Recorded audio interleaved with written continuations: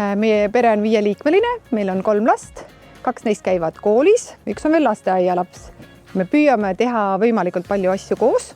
Kindlasti me leiame kord nädalas vähemalt ühe korra, kus me läheme koos perega liikuma.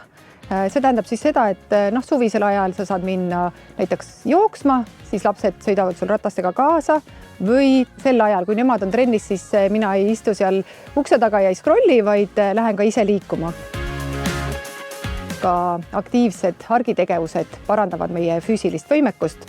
Meie näiteks läheme perega, paneme kotid selga, läheme koos poodi jalutades, mitte autoga sõites.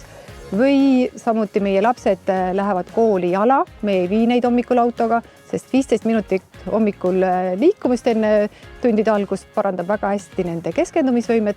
Minge koos liikuma, see parandab teie tuju, te olete palju rõõmsamad, te olete paremad lapsevanemad ja teil on paremad lapsed.